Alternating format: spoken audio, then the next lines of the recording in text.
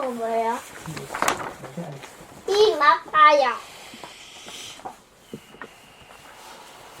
네, 성경의 동물 이야기 우리 함께 보고 돼지. 있습니다. 오늘은 돼지. 지난주 복습을 먼저 하고 보시겠습니다. 돼지. 지난주에는 송아지, 소에 대해서 우리가 알아봤죠. 성경에서 소는 경제적 부를 나타낼 때 나오는 항목 중에 하나였습니다. 제사 때는 가장 값비싼, 가장 좋은 희생 제물이었고요. 그리고 음식으로 따져도 가장 비싼 음식이 소였습니다. 또 소는 부지런함과 성실함을 나타내는 의미로도 성경에서 사용되었고, 탕자에 비유해서 집 나간 아들이 돌아오자 고민 없이 가장 좋은 옷들, 반지, 이런 걸 하면서 살찐 송아지를 잡는 걸 보니까 최고의 것, 최고의 기쁨을 표현하는 장치로 소가 사용되었다.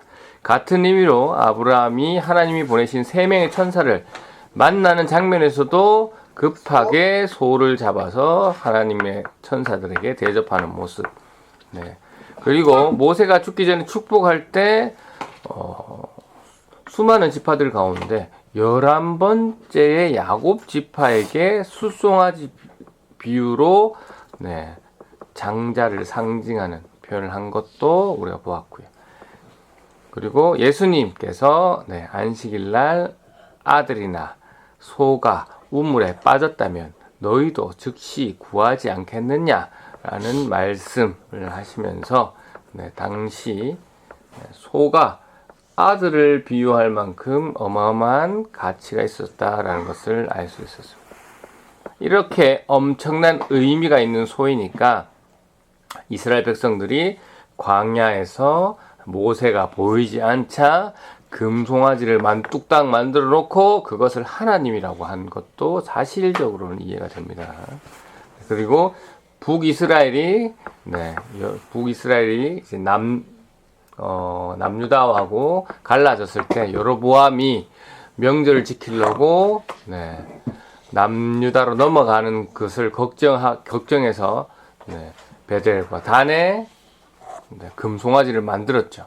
그 금송아지를 만들고 이것이 우리의 여호와다, 우리의 하나님이다 라고 한 것도 이해가 됩니다. 그만큼 소의 값어치는 어마어마하다라는 거.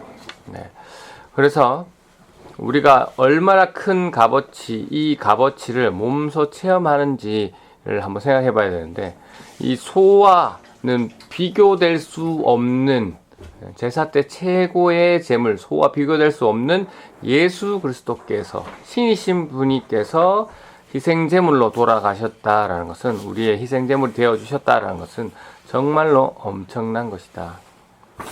우리가 그 엄청난 예수 그리스도의 죽음을 정말 몸소 체험하며 감사하며 살고 있는지, 또 우리가 믿는다라는 말로 너무 쉽게 그 핏값을, 예수님의 희생을 얻었기 때문에 너무 쉽게 그것을 생각하고 또 때로는 쉽게 범죄하는 모습은 현재는 없는지 살피는 지난 시간이었습니다.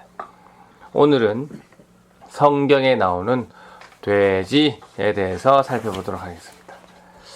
찾아보니까 성경에서 돼지는 신구약 합쳐서 총 30회 정도 언급됩니다.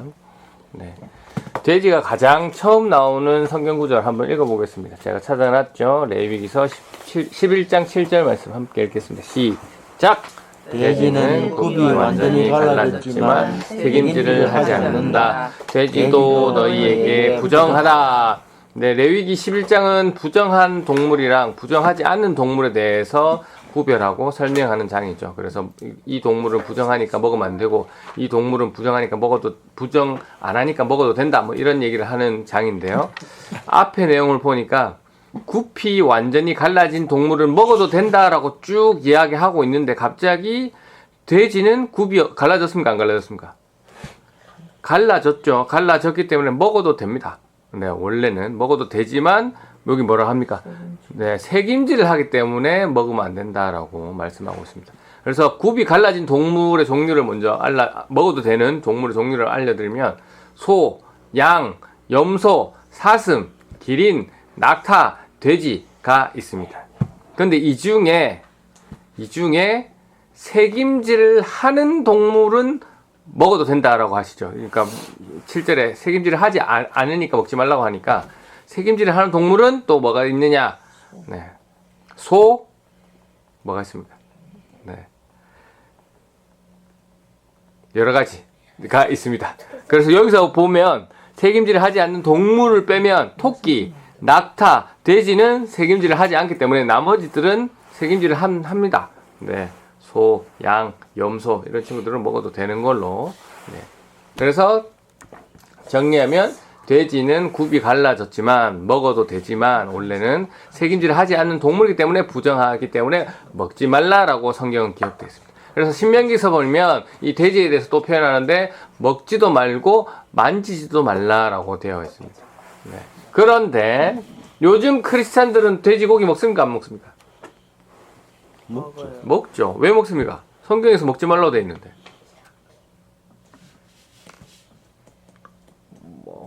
너무 투머치지만 한번 언급해보면 구이만 태도 삼겹살, 목살, 껍데기 뭐 있습니까? 돼지고기. 간도 먹고 뭐 막창, 곱창 있고 탕으로는 뭐 돼지국밥 분일이 최애죠. 김치찌개도 돼지. 순대국밥. 네, 순대는 돼지가 들어간지 모르겠네요. 국물에 들어가겠네요. 순대 돼지. 볶음류는 뭐 제육볶음, 돼지불백 뭐 어마어마합니다. 수육류도 뭐 돼지보쌈, 족발 뭐 편육 뭐 다양하고 햄, 소세지, 베이컨, 짜장면, 돈가스, 탕수육. 우리가 아침을 삼킵니다. 육수. 네, 육수 만들 때도 돼요. 그 냉면은 그 고기 같은 거. 분명히 성경에 돼지는 먹으라 돼 있습니까? 먹지 말라 돼 있습니까? 먹지 말라고 돼 있는데 오늘날 많은 크리스천들은 돼지를 먹습니다. 그것도 거리낌 없이 돼지를 최애로 생각하시면서 저도 마찬가지만 먹습니다. 그 이유가 뭘까요? 저도 몰라요. 그 이유도 성경에 있겠죠. 예수님께서 마가복음 7장 19절에 하신 말씀에 보니까 음식 자체가 사람을 더럽히게 하는 게 아니라 마음에서 나온 것이 약한 생각을 더럽힌다라고 말씀하신 부분도 있고, 물론 이제 마음을 강조하는 내용이지만, 그리고 사도행전 10장에서 베드로가 환상을 보는데 여기서 이제 성경에서 부정한 것을 하나님께서 꿈에 베드로 환상이 나타나서 먹으라고 합니다. 예, 근데 베드로가 그거 부정한 것이니까 먹지 않겠습니다 라고 하니까 하나님께서 하나님이 깨끗하게 하신 것을 네가 속되게 하지 말라라고 하십니다. 네. 이 내용은 어떤 내용이냐면 유대인들은 이방인들을 부정하다 생각했거든요. 그래서 여기서 음식으로 표현된 것은 이방인들을 얘기하는 건데 하나님께서는 그 이방인들을 깨끗하다라는 그런 내용이지만, 네, 그런 속 내용을 제껴두고, 네, 먹는 것을 또 비유해서 표현하신 거니까 이런 구절들. 그 다음에 바울도 자신의 성경 곳곳에, 네, 여러 곳에 음식에 대한, 이 돼지에 대한 음식에 대한 얘기를 하는데요. 로마서 14장 7절에 보니까 하나님 나라의 핵심은 음식이 아니다라는 구절.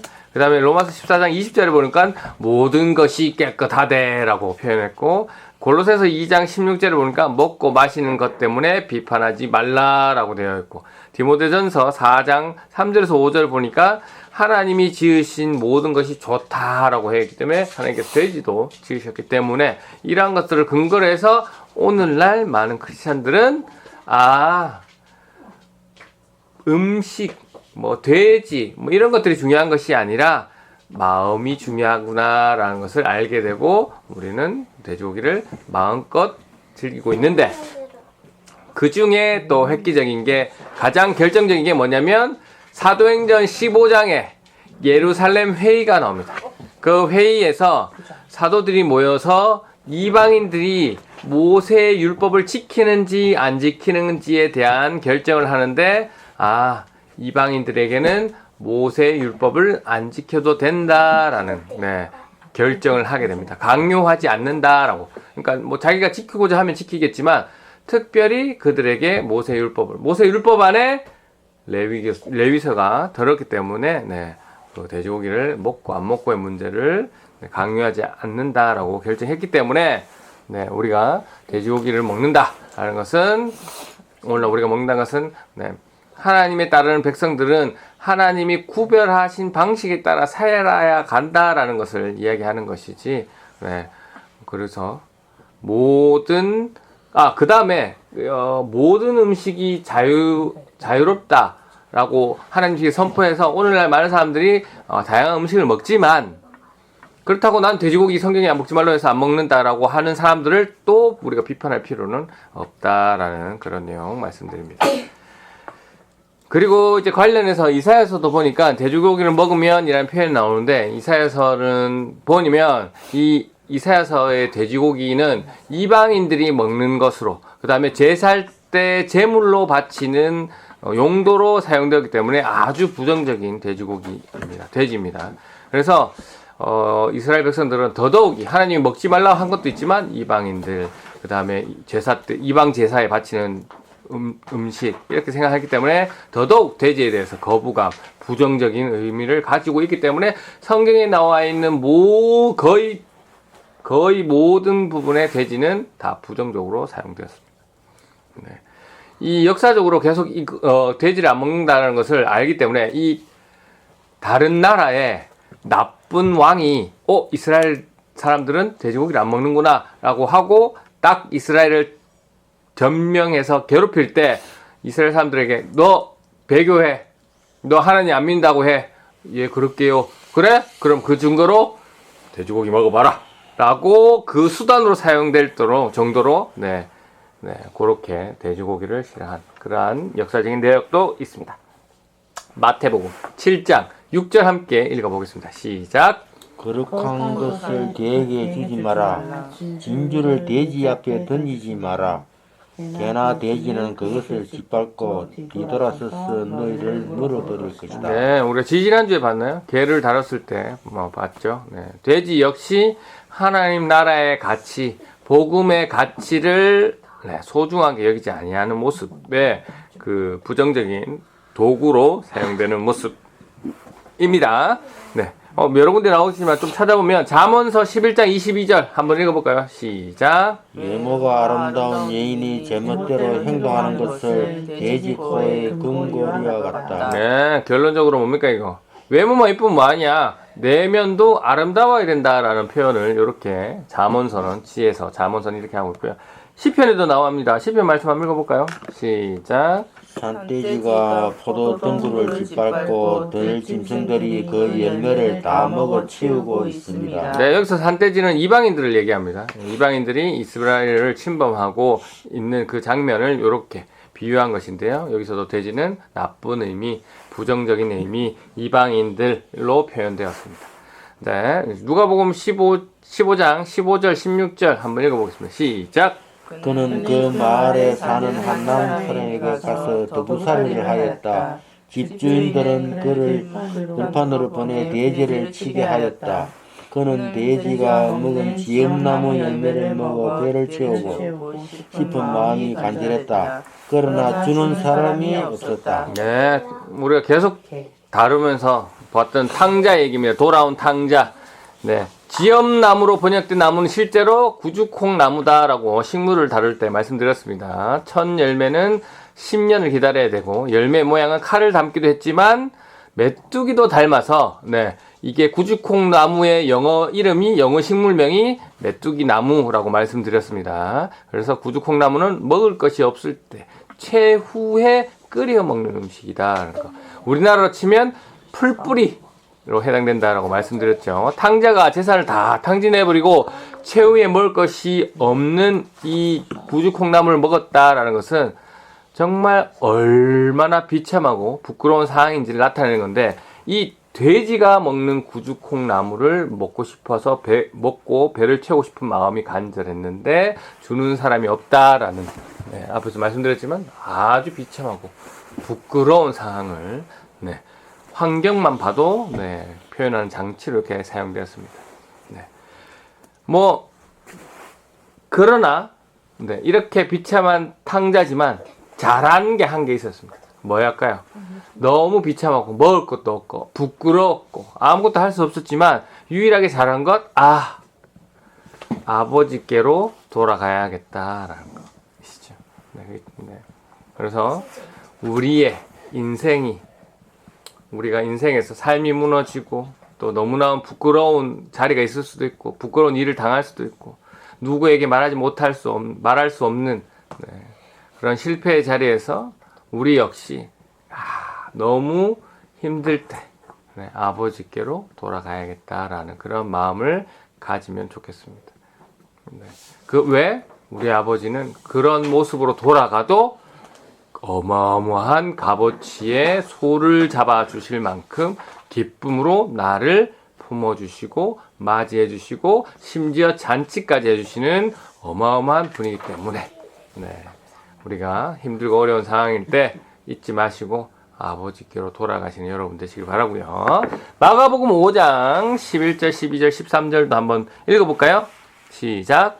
마침 그곳에 사내리에서 많은 돼지떼가 먹이를 먹고 있었습니다. 더러운 귀신들이 간청했습니다. 우리를 저 돼지에게서 보내셔서 들어가게 해 주십시오. 예수님께서 그렇게 허락하셨습니다. 더러운 귀신들은 그 사람에게서 나와 돼지떼 속으로 들어갔습니다. 그러자 거의 2,000마리나 되는 돼지떼가 호수 쪽으로 산비탈을 내달려 빠져 죽었습니다. 네, 예수님께서 제 아들과 함께 갈릴리 호수 맞은편에 있는 거라사 지방에 도착했을 때의 일이죠. 여기서 무덤 사이에 귀신 들린 사람을 만납니다. 힘이 어마어마합니다. 보니까 이 사람이 예수님 보자 달려와서 하나님의 아들이신데 왜 자신과 무슨 상관이 있냐, 괴롭히지 말라라고 하니까 예수님께서 네 이름 뭐냐 하니까 레기온입니다 라고 하고 이 군대라는 뜻을 가진 이 사람이 그러면 제가 저기 돼지떼로 갈게요 가서 하니까 예수님께서 허락하시고 여기서는 어떤 도구를 사용됐습니까? 돼지가 귀신이 옮겨가서 악한 영이 들어가서 제거되는 도구로 돼지가 사용되었습니다. 그래서 돼지 자체가 나쁜 것은 아니죠. 그냥 그렇게 도구로 사용되었다라는 거. 자, 마지막 한 구절 읽고 오늘 말씀 마치겠습니다. 베드로후서 2장 22절 말씀 읽겠습니다. 시작. 개는 토한 것을 다시 먹고 돼지는 씻은 후에 다시 진흙탕에서 딛는다 라는 속담이 그들에게 들어맞는 것입니다. 네, 여기서 돼지는 거짓 교사를 이야기합니다. 거짓 교사들이 입으로는 주를 믿는다라고 고백하고 거짓으로 한 거기 때문에 얼마 가지 않아서 금방 다시 옛생활로 돌아간다라는 뜻으로 이 돼지 씻고 난 뒤에 다시 진흙탕으로 뒹구는 그 뜻으로 사용됐습니다. 그래서 오늘 돼지에서 이렇게 사용됐는데요. 우리가 이 내용을 좀 더 보면 겉모습만 깨끗하다고 되는 것이 아니다 라는 얘기죠. 우리가 진짜 변화는 마음과 생각의 변화가 있어야 된다라는 것이죠. 그것은 우리가 할 수 있는 게 아니죠. 성령님께서 우리의 내면을 다스릴 때 이런 것이 이루어집니다. 우리가 주일마다 예배자리에 나오는 거 너무 중요합니다. 맞죠? 나보다 약한 사람을 배려하고 돕는 거, 봉사하는 거 너무 중요합니다. 섬기는 거 중요합니다. 하나님 나라의 사역을 돕기 위해서 헌금하는 거 중요합니다. 맞죠? 또 하나님 나라를 위해서, 또 하나님과의 관계를 위해서 여러 가지로 묵상하는 거, 그리고 기도하는 거 중요합니다. 예언하는 거 중요합니다. 방언하는 거 중요하죠. 병 고치는 거 중요합니다. 하지만 여기서 뭘 얘기합니까? 마음이 없으면, 하나님을 사랑하는 그 사랑이 없으면 아무런 의미가 없는, 가치 없는 행동이라고 말씀하고 있습니다. 여러분은 어떻습니까? 여러분이 드리는 예배, 여러분이 드리는 헌금, 또 뭐 봉사, 또 여러 가지 관계들 속에서, 그러니까 예를 들면 좀 더 구체적으로 들면 여러분의 맡겨진 자녀, 또 부모님, 남편, 아내, 친척들에게, 또 친구들에게, 또 주위의 이웃들에게 하나님의 마음이 있는 말과 하나님의 마음이 있는 행동을 하고 있는지, 아니면 그런 것이 배제된 의미 없는 그런 행동들을 하고 있는 것은 아닌지 오늘 주신 말씀에 자신을 비추어 보기를 바랍니다. 지금 주어진 환경에 얼마나 감사하고 자족하며 살고 있습니까? 적은 것에 감사하지 못한 사람에게 큰 것을 주실 리가 없습니다. 혹 큰 것을 얻었다라고 해도 행복할 수 없습니다.